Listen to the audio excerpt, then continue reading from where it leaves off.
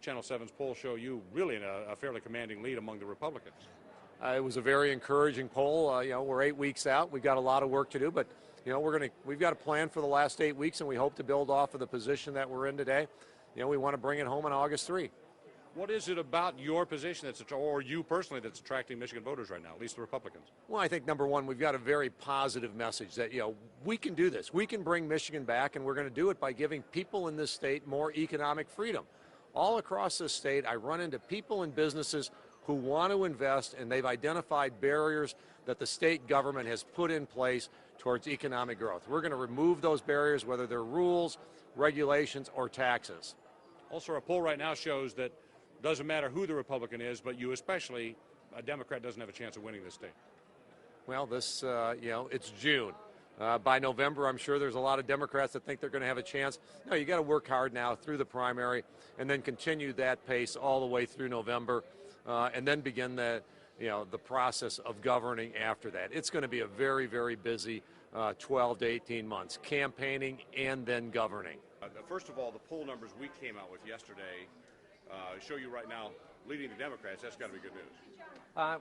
Actually, the polls that make sense now, because neither of us have a public face to the campaign, is what are the voters looking for, and it's my profile that they're looking for, someone that will work in a bipartisan way, someone that has both private sector and public sector experience. Once we get the campaign out, we're comfortable that the voters will go our way.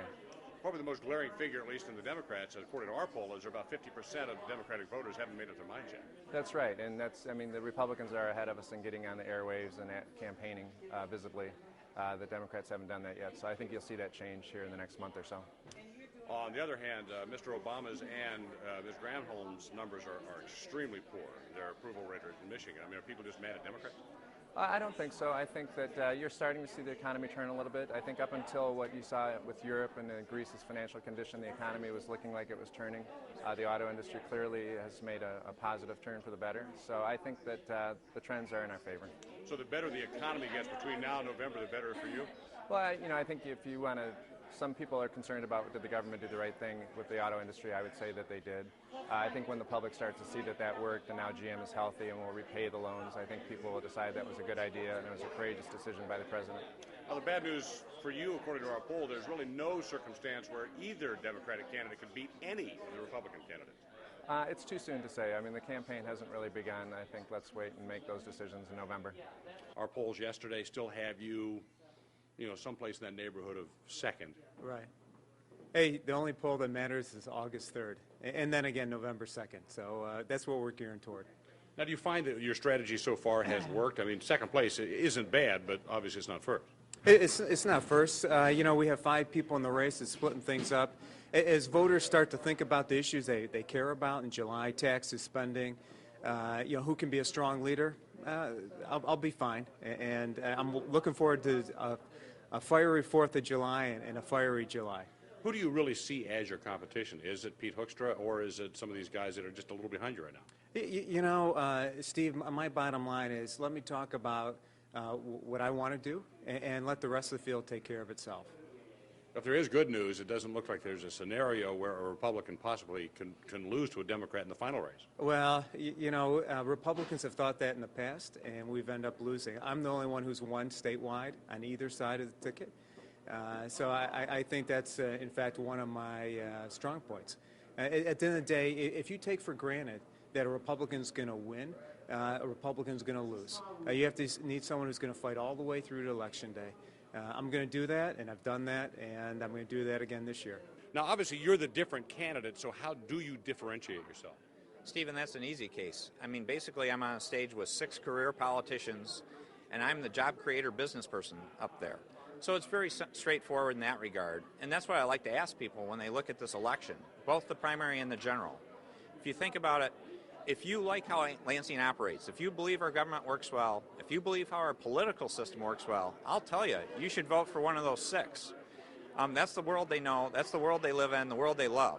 If you believe our government's broken, if you believe our political system's broken, I'm the person representing the receiving end of the world that's been dealing with Lansing.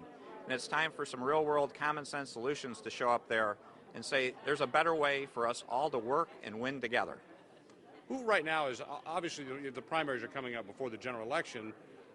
So you shouldn't be worrying about the Democrats right now so much as specifically, at least according to our poll, Mike Cox, perhaps Sheriff Bouchard, and then obviously the front runner is Mr. Hoekstra. Who do you worry about most right now today? Well, we've had a lot of positive results. There was actually another poll the day before that showed I was in the lead. So there's a pack of us working hard at this, but it's really the message about being the job creator business person. People are ready for the fundamental reinvention of the state. Fixing it is not good enough. I tell people the largest competition I have is just apathy and cynicism, because I'm talking about bold things. Again, not just fixes. And we've been beaten up in the state for far too long that we sort of have our heads down, that we believe it's too tough to change things. And my view is, just because something's tough doesn't mean you shouldn't do it. In fact, it reinforces the fact it probably needs to be done and has to be done in our case. So I want people to get out and vote. That's the biggest message I need people to do, because again, Band-Aids and fixes aren't the answer. We need fundamental reinvention. Okay, so yesterday was kind of an historic event where the Republicans and the Democrats, both before a primary, all debated. I'm going to ask you for your spin, but you're not going to call it spin, are you? No, I can give you the honest reaction. I won. No spin. So what was it that came out of that, do you think, highlights what you believe to be your pluses and their minuses? Well, in all seriousness, not a knock on any of the other candidates, but the next governor is going to need to know what to do, how to do it, and be willing to do it. I'm the only candidate that served as a leader in the legislature in the 90s when we did much of what we're facing today, cut $1 billion out of the budget without raising taxes. We reformed education, reformed welfare, started fixing our roads. When I left the Senate, we had $1 billion cash surplus, a AAA bond rating, and we're ranked one of the top 3 states in America to grow a company. That's what we're faced with today. So I've been through it as a leader in the Senate. I know how to move that process. The next governor will have 31 out of 38 senators brand new when they get there, 53 out of 110 at least, maybe more, state reps brand new. So the next governor needs to know the system, the process, and the issues.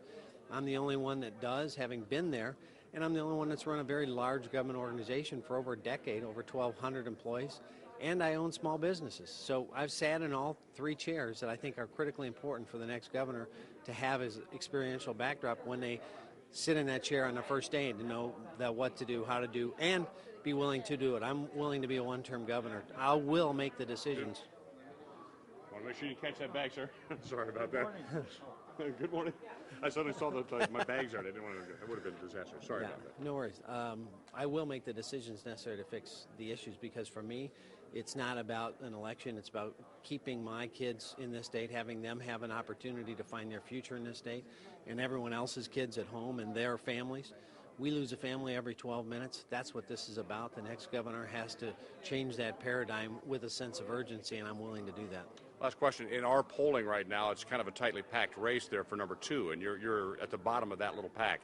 Are you not finding traction yet that you can get up there in the top of that? No. Actually, in every poll, I'm the only one that's coming up. Everyone else has been kind of coming down. Now the pack has got tight. It's a statistical dead heat in the last 2 polls I've seen for everybody. But the good news is if they're coming down, I'm going up. I hope to wave at them come August 3rd with folks' help at home to be the one that is the next governor. In our poll right now, Mr. Hoekstra has about doubled your numbers, according to our. He's got 30, and I think you're at about 16 in our poll, maybe 15. Yeah, well, that's kind of an outlier based on a lot of the polls I've seen. Most of the polls that I've seen have everybody pretty much bunched 4 of us in a pretty tight pack, and I'm confident that when we get to Election Day, that those kind of experiences are going to be accommodated, if you will, with a vote. Dr. George, first of all, I really didn't get a chance to talk to you much, and the Detroit area may not know you as well as perhaps you would like them to, so what would you like to tell them?